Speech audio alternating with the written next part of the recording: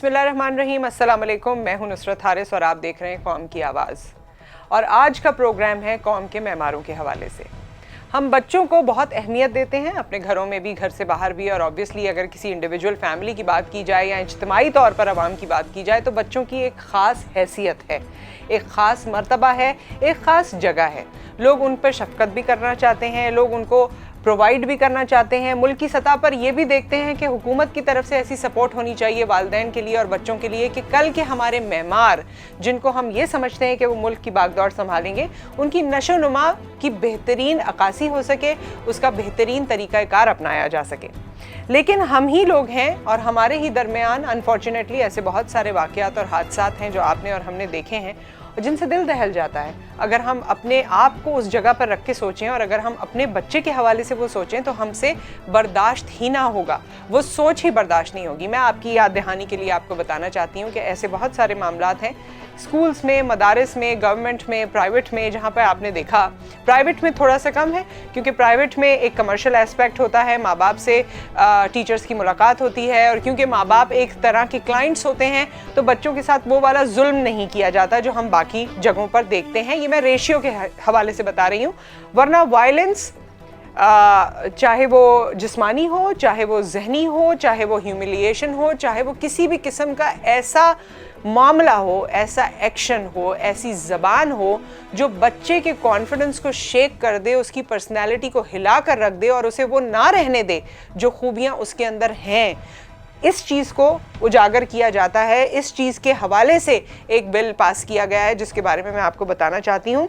National assembly में children's corporal punishment के against में बिल पास किया गया है। कॉर्पोरल पनिशमेंट में वो तमाम पनिशमेंट को जाहिर किया गया है, उसके बारे में एलैबोरेट किया गया है कि अगर आप हाथ का इस्तेमाल करते हैं, आप किसी और ऐसी भारी चीज़ का इस्तेमाल करते हैं जिससे बच्चे को चोट पहुंचाना चाहते हैं, उसको सज़ा देना चाहते हैं, जिसमें चम्मच भी है, जिसमें रूलर भी है, जिसमें और चीज़ें भी हैं, इसमें काफ़ी बड़ी एक फहरिस्त है।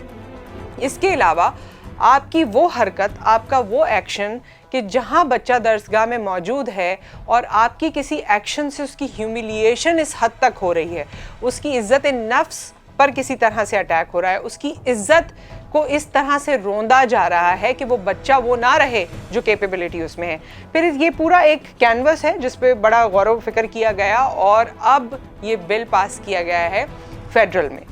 क्योंकि 18वीं तरमीम के बाद ये मामला जो है प्रोविंसेस के हाथ में है, वी होप कि ये जो फेडरल से ट्रिकल डाउन इफ़ेक्ट है ये प्रोविंसेस में आएगा और तमाम प्रोविंसेस इसको फॉलो करने की कोशिश करेंगे क्योंकि हमने ऐसे वाक़यात देखे हैं जहां बच्चों की नफ्सियाती हालत बिल्कुल ख़राब हो गई है, उन्हें मुल्क से बाहर लेकर जाया गया है ताकि उनका इलाज हो सके। एक ऐसा बच्चा आपको भी याद होगा जो 9th या मैट्रिक का स्टूडेंट था और टीचर ने उसके साथ गुस्सा किया, उसको दीवार पे दे मारा और उसकी डेथ हो गई, जिसमें बाकी बच्चों ने जाकर शिकायत की वालिदैन से और स्कूल वालों से कि ये टीचर का कारनामा है।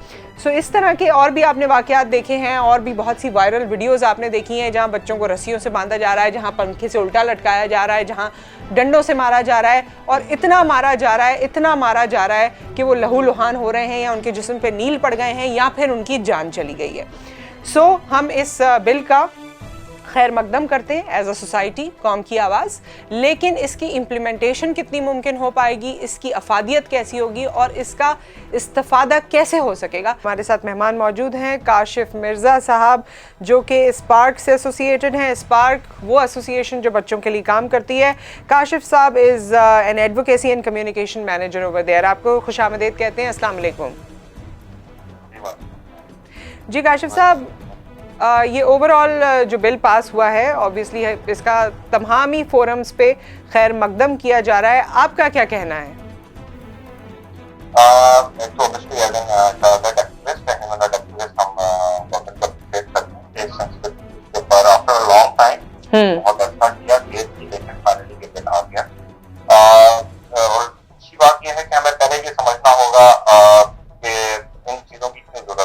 जी ये तमाम लेजिस्लेशंस हमारे आइन के अंदर डिफाइन नहीं होते तो स्पेशल लॉज की सूरत के अंदर इनको या तो एक्ट की सूरत में पार्लियामेंट के जरिए या फिर ऑर्डिनेंस के जरिए लाया जाता है ताकि माशरे के अंदर जो नए से नए मसाइल आ रहे हैं उनको नए तौर तरीकों के हिसाब से रेडी किया जाए। ठीक अच्छा, इसकी एफिकेसी के हवाले से आप क्या सोचते हैं? क्योंकि अभी बिल पास हुआ है और इसको सराहा जा रहा है, लेकिन असली फेज़ जो है वो इम्प्लीमेंटेशन का है, और हम देखते हैं कि बदकिस्मती से पाकिस्तान में कवानीन बन जाते हैं लेकिन इम्प्लीमेंटेशन फेज़ में आके हम फंस जाते हैं। इससे पहले अगर आप मुझे थोड़ी इजाजत दें तो मैं जो आपके नाज़रीन है उनको समझाने के लिए कॉर्पोरल पनिशमेंट है क्या, अगर मैं 2 मिनट बात कर सकता हूँ, क्लियर अंडरस्टैंडिंग हो जाए। ठीक।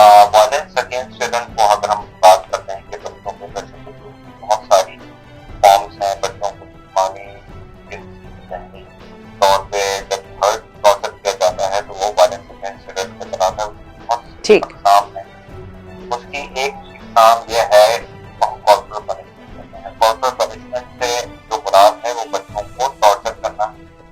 टॉर्चर से क्या मुराद है? Mentally, physically, morally and socially उनको तकलीफ पहुंचाना, जिससे उनके बचपन और उनके बचपने पे असर पड़े और जिससे उनकी सलाहियतें डैमेज हो जाती हैं। आपने जिस तरीके से बात को हमने वायलेंस अगेंस्ट चिल्ड्रन और कॉर्पोरल पनिशमेंट को भी थोड़ा सा समझ लिया। कॉर्पोरल पनिशमेंट की लार्जली डेफिनेशन जो आती है वो जाकर आती है चिल्ड्रन एजुकेशन। लेकिन इस कानून के अंदर भी सिर्फ इसको लिमिट नहीं किया गया कानूनी तालीमी इदारों तक, और वर्क प्लेस के अंदर भी डिफाइन किया गया, क्योंकि पाकिस्तान के अंदर चाइल्ड लेबर भी गैर कानूनी है। 18 साल से कम कोई भी बंदा कहीं पे एम्प्लॉय नहीं किया जा सकता। वो सिर्फ 2 या 4 घंटे के लिए जा रहा हूँ, जिसमें उसकी सेहत और एजुकेशन मुताबिक नहीं होती और मुताबिक नहीं होता तो वो उस पर काम कर सकता है। तो टेक्निकल थिंग आपने जो बात की कि हमारे यहाँ बदकिस्मती से कानून बन जाते हैं लेकिन इम्प्लीमेंटेशन नहीं होती, तो उससे पहले भी एक फेज होता है। सबसे पहले तो आपने एक इशू को एस्टैब्लिश किया जाता है कि एक इशू है, अगर वो आपका इरेडिकेशन है पाकिस्तान के अंदर मौजूद है तो उसके लिए कानून साजी की जाती है। 18वीं तरमीम के बाद जो चीजें आई हैं वो ये है कि बहुत सारे प्रोविंशियल सब्जेक्ट्स बन चुके हैं, जिम्मेदारियां हैं, कुछ मरकज की जिम्मेदारियां हैं। ये कानून सिर्फ मरकज और इस्लामाबाद की हद तक टेरिटरी को, आईसीटी की टेरिटरी को डील कर रहा है। अगर आप माजी में नजर दोहराएं तो सिंध ने 2016 के अंदर इस बात में तो बहुत ज्यादा काम किया, पाकिस्तानों का इस बार को स्टेकिंग की Sindh corporal provision of corporal punishment का जो कानून आया वो सबसे पहला कानून था जो पाकिस्तान के अंदर किसी चीज की बहन है मरकजी सतह पे आया हो। 2016 के अंदर वो टेबल हुआ, 2017 के अंदर उसको फाइनलाइज कर दिया गया। जब कोई कानून आ जाता है तो उसके रूल्स ऑफ बिजनेस डिफाइन किए जाते हैं कि उस कानून में अमल दरामद कैसे होना है। इम्प्लीमेंटेशन के ऊपर मैं बात नहीं कर रहा, लेकिन मोडालिटीज जो है, उसकी टिपिकल कॉन्सेप्ट जो है, who is responsible for what, कौन से इदारे, कौन से डिपार्टमेंट, कहां कब तक जिम्मेदारी है, वो रूल्स ऑफ बिजनेस के अंदर आते हैं। अनफॉर्चुनेटली और उसमें जब ये कानून आया तो उसके 90 दिन के रूल्स ऑफ बिजनेस बनाने थे, लेकिन अभी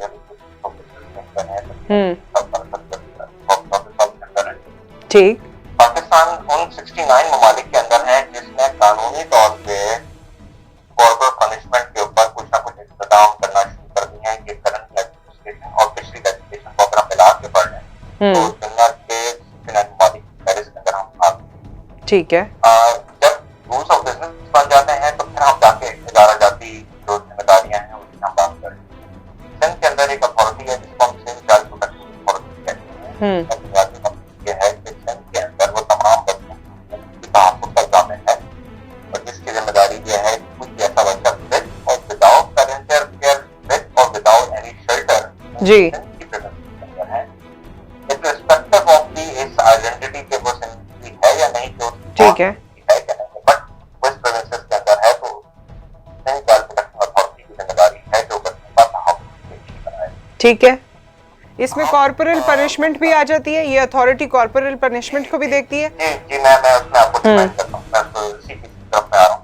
उसके साथ साथ सिंध ह्यूमन राइट्स कमीशन एक इदारा है जो सही बनाया हुआ है। उनका उस इदारे का काम ये है कि ह्यूमन राइट्स एट लार्जली उसकी इम्प्लीमेंटेशन और उसकी एग्जिस्टेंस को वो मेक श्योर करे।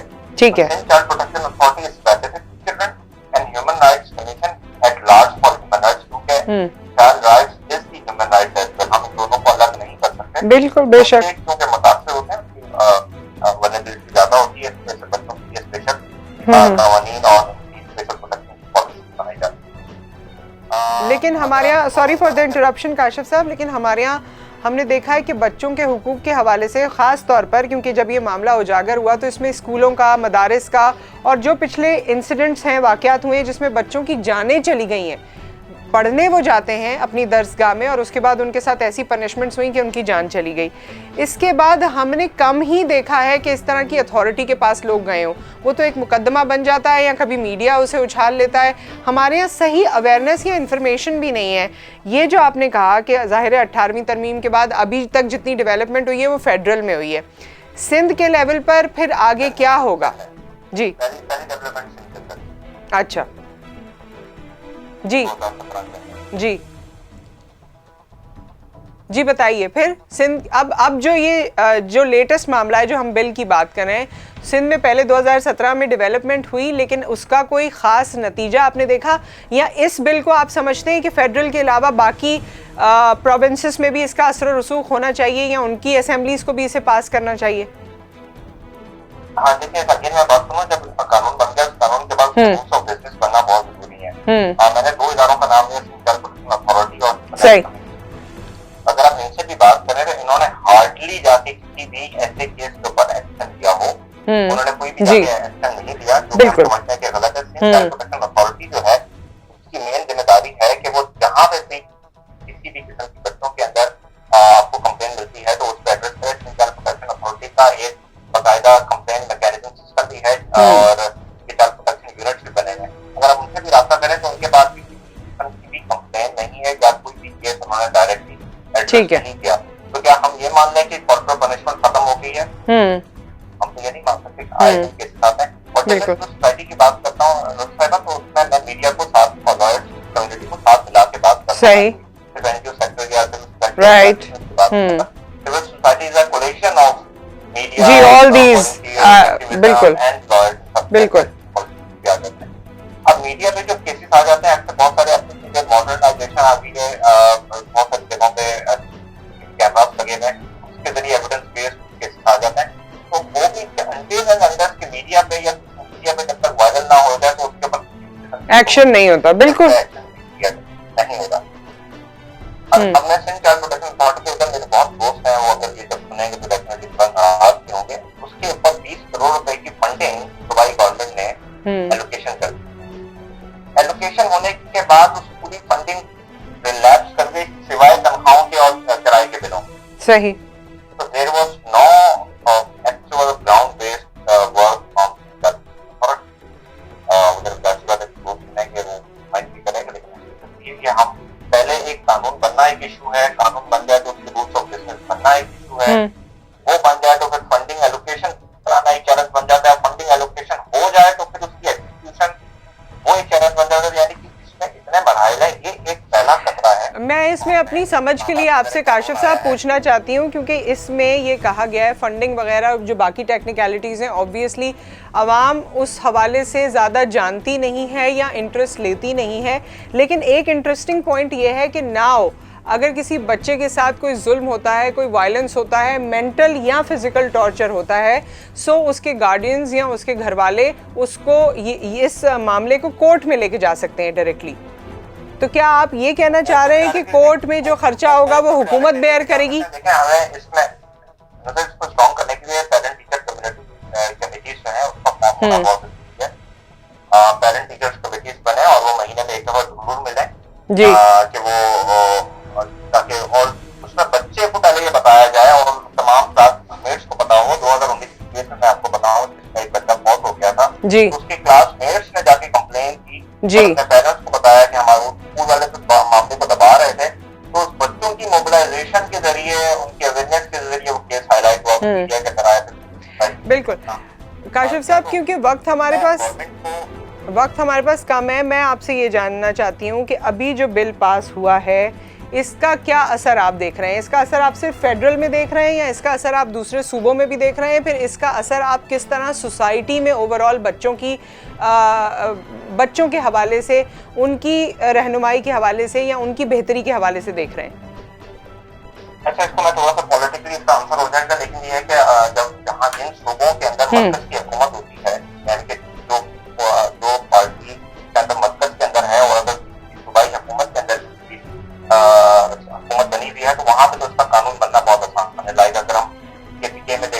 ठीक है। और बलूचिस्तान के अंदर भी इनकी ऑलरेडी अलाइज है, तो वहाँ पे तो इसकी प्रोविंशियल लेजिस्लेशन होना नहीं है, they can easily work on it, वो ठीक है, उनके लिए रास्ता आसान हो जाता है दुबई के लिए।